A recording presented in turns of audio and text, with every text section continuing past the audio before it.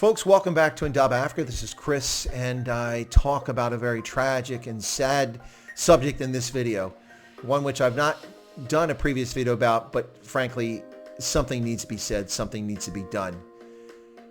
And what am I talking about? I'm talking about violence in rural South Africa, farm murders, plus mord.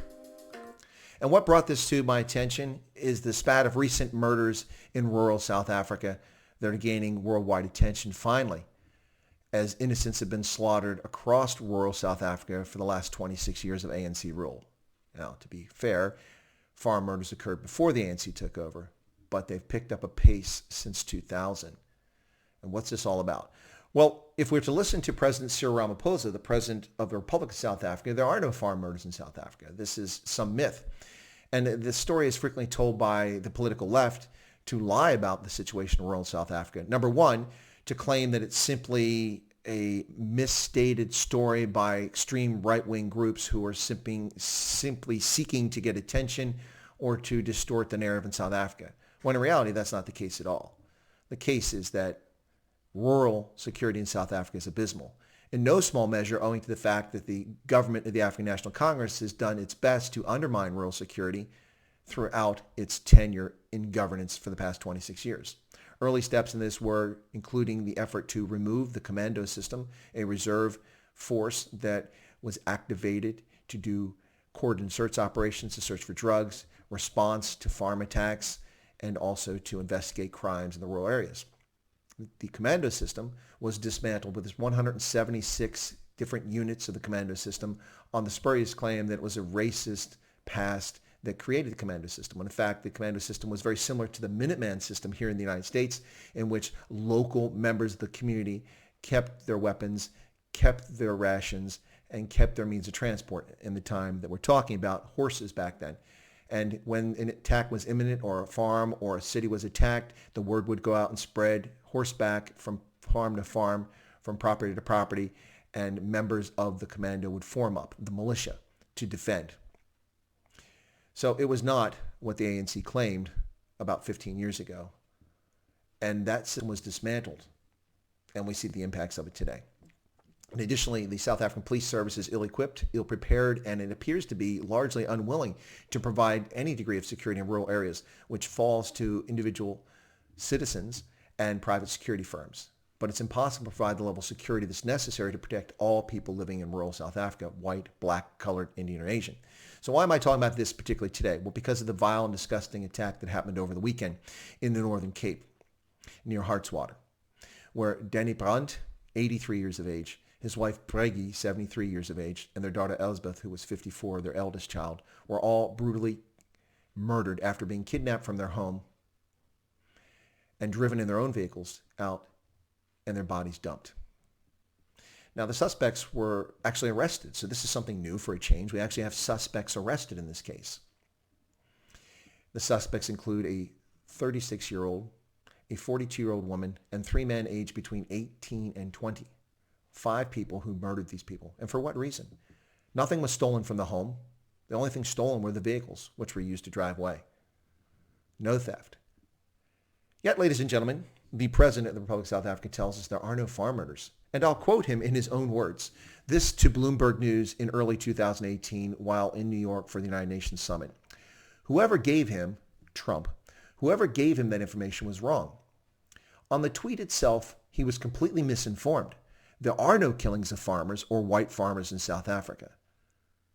These are the words of President Cyril Ramaphosa. He stated this after hundreds of farmers, including innocent children, were slaughtered in South Africa. Now, this is the part of the story in which the left and the African National Congress and the economic freedom fighters begin to distort and try to delegitimize the lives of rural South Africans who've died in violent, brutal murders, often preceded by disgusting and vile torture with pliers, electric things, cutting off of limbs, cutting penises off, things like this. Disgusting, absolutely ridiculous. Ramaphosa is well aware of these murders in South Africa, but seeking to delegitimize them, he claims that there are no farm murders. And this is just part of a campaign by the political left to delegitimize and undermine the value and sanctity of life, denying people their basic human rights in South Africa. Now, what has also happened? With the issue of farm murders, civil rights groups like AfriForum and others have been arguing for years that this is a serious issue and it needs to be addressed. Now, their arguments are undermined by narratives that appear almost nowhere from these groups, and certainly never from AfriForum, claiming that white right-wing groups are claiming a white genocide. I've not seen this. I don't know any of the groups that do this. It's the press that keeps saying this. It's the leftists that keep making these claims that people are saying it's genocide. What reasonable, cogent, rational people are saying is that security in South Africa is abysmal and people are being murdered. And not just white South Africans, but Indians, coloreds, and blacks. Around the 6th of July, Zakia Amajan Ismail, 26 years of age, had her throat slit in the bathroom of a farmhouse on the Ayoba farm near Wenen, near Ladysmith. Now that's an ironic and tragic name because Wenen is Afrikaans for weeping. And there's a reason that place is named Weeping. But near Weeping in South Africa. She was 26 years old, 4 months pregnant, the mother of 2 children aged 4 and 8. Did I mention her name? Zakia Amajan Ismail, an Indian South African, a pregnant 4-month-old woman, had her throat slit. 4 months pregnant. It's not white. It's not black. It's not colored. It's not Indian. This phenomenon is a South African phenomenon, this brutality. And why does this occur? Because the government looks the other way and denies the actual reality of people being butchered in South Africa in rural areas. The fact that we know the term plaasmoord is in itself disturbing. The word itself is disturbing, but it's an Afrikaans word. Only a handful of people on this planet speak Afrikaans. How is it that around the world we should even know this term? Except for the fact that it's a very real situation in South Africa, and that's why we know about it. In June, restaurant owner Edward Neumeister, an immigrant from Austria who's been in South Africa for decades and owned a restaurant, was brutally hacked to death with a machete by a killer who sought to rob his closed restaurant, which was closed because of the lockdown. He was so badly cut up in this violent attack in which the assailant struck a 67-year-old man hundreds of times that his body was too gruesome for anyone to identify. Yet the government of the ANC sits by passively, and the head of the government itself denies that farm murders take place. This is in a rural setting.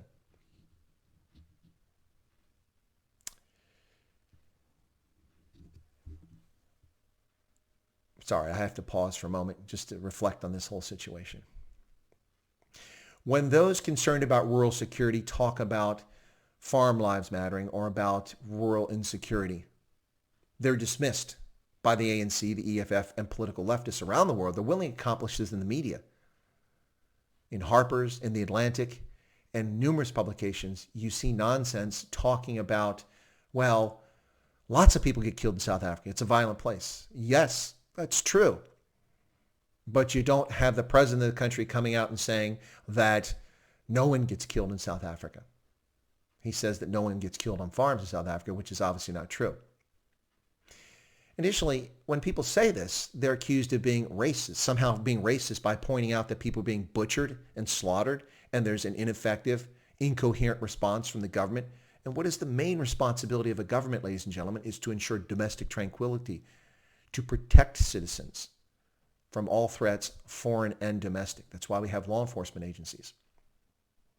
Additionally, and this is particularly rich, in the midst of this Black Lives Matter narrative that's taking place from this organization that is hijacking reasonably legitimate issues to discuss with violent actions here in the United States, the African National Congress, after the George Floyd murder in Minneapolis, decided that it was hip and cool that it should jump on the bandwagon. And so it decided to name every Friday Black Friday and honor Black lives with Black Lives Matter. Now, that didn't last very long because it was just attention getting. They're no longer doing it, and it just kind of faded from the scene. But they said Black Lives Matter. When farmers talked about farm murders, they were dismissed and were told that all lives matter. But it's funny when South Africans of all races say that all lives matter, they are portrayed as racist, unless it's the ruling left that says all lives matter to dismiss rural farm matters. Why? Because they're dismissing it because they're intentionally implying that white people deserve to die because of the sins of apartheid. That in itself is vile. And it's wrong. It's factually wrong. It's not simply whites who are being murdered in rural South Africa. Black South Africans, colored farmers, Indians, as we mentioned, this 26-year-old woman. Ladies and gentlemen, this is beyond the pale. This is vile. This is disgusting. The fact that this political game's being played, accusing people of making false claims about genocide, diminishing the lives of South African citizens because of the color of their skin pigmentation, it's repulsive and it's unacceptable. And it's well past the time that the world started paying attention to what's happening in South Africa. Ladies and gentlemen, apartheid ended because 63% of the population of South Africa, the white population, which had the vote, in a referendum, 63% of the white population voted to end apartheid. And that's why the institution disappeared and why there were democratic elections in 1994. And the ANC came in and people were excited about a new future for South Africa in which all South Africans were treated with dignity and respect and valued equally. Well, the government in South Africa doesn't seem to value all life equally. And no, I'm not making a white and black race issue. Not at all. I'm talking about rural lives in South Africa are dismissed using the excuse that it's being portrayed as a white issue when it's not. It's really, really sad and pathetic, ladies and gentlemen. We thought that the National Party's system of apartheid was callous and cruel. But that was a minority ruling over a majority who always outnumbered them. Now we're talking about a majority rule in South Africa that callously disregards and dismisses all rural South Africans, including the majority, on the basis that a minority is complaining about this situation. The deaths, the brutal slayings of the Brand family in the Northern Cape this past weekend is just the latest. Virtually every day there's some sort of attack. Now people burning crops. Out of what? Out of spite? Because of the lockdown? What do farmers have to do with the capricious decisions of the National Coronavirus Command Council for South Africa? Nothing. The African National Congress is responsible for the suffering and misery taking place in South Africa now. Through the looting of the state treasury, the state capture era of the Zuma years, which has continued into the Ramaphosa era, despite the fact that Ramaphosa swore that corruption would be ended. Now we see, in the midst of the coronavirus, the COVID-19 crisis, that the president comes out this past week and says that dozens of companies have looted and taken advantage of the COVID-19 crisis with overpricing, price gouging, and corrupt tenders. Where is the accountability for the African National Congress? It is responsible for the tenders. Its cadre responsible.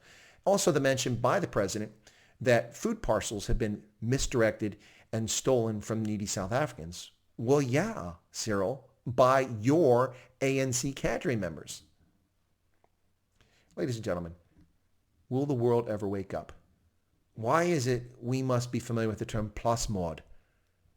It's a phrase that we never should have heard and we should be unfamiliar with. If you learn anything in Afrikaans, that's not the word you want to learn. But it's a word we know. It's part of the vernacular now as a consequence of the callous disregard for human life in rural South Africa. Having been a dairy farmer as a youth, lived on a farm, far more populated, more densely populated than much of South Africa we're talking about, but nonetheless remotely located, I can relate all too well to the insecurity and the lack of safety. But the difference in the United States is that we did have law enforcement, we did have the rule of law, and we were armed to the teeth thanks to the Second Amendment. This is a really sad situation, ladies and gentlemen, and it is time for the world, for Human Rights Watch, for Amnesty International, for the United Nations Human Rights Commission, for Washington, for London, for the European Union, for Beijing to stand up for rural South Africans of all ethnicities and demand that the African National Congress do something productive to protect people in rural areas of South Africa. 60 people per day are murdered in South Africa on average, all over the country. Most of them are black, ladies and gentlemen. Yet the African National Congress jumps on a bandwagon to say Black Lives Matter. Really? Do they matter? When an 8-month pregnant black woman is stabbed multiple times and then hung from a tree near Pretoria. Do Black Lives matter? One has to ask that question about how serious the government of South Africa is on this issue. Folks, this is a disturbing topic, and I apologize for bringing it up. But it's necessary because you won't see this in mainstream media. And if you do, it will be distorted in the same fashion that Ramaphosa and the economic freedom fighters and the rest of the ANC government do in trying to diminish this topic by claiming that people are calling for a discussion of white genocide. No, this is a discussion about rural insecurity in South Africa that affects and afflicts all rural South Africans regardless of their ethnicity.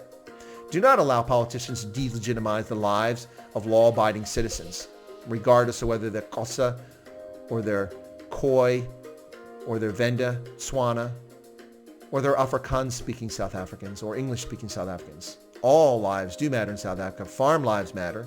And yes, black lives matter too. But you wouldn't know that from the actions of the African National Congress. Ladies and gentlemen, if you found this video thought-provoking or interesting and you're not a subscriber to this channel, please feel free to take a moment and subscribe by pushing that button right down there. It costs nothing to subscribe to the channel, and be sure that you toggle the bell icon to get notifications for upcoming videos as well as my live streams on Chris White Africa. If you'd like to leave a comment, please do. If you're going to leave you're going to be trolling, I ask that you don't bother to leave a comment. But if you have constructive criticism or you'd like to add to the conversation, please do that. And finally, I ask that you smash the like button down there because likes make a difference. The more likes as a percentage of views for the video, the more likely it is that the video will be promoted by YouTube, assuming it doesn't get pulled down. Ladies and gentlemen, thank you so much for your time, for your patronage, and I'll catch you next time here on Indaba Africa.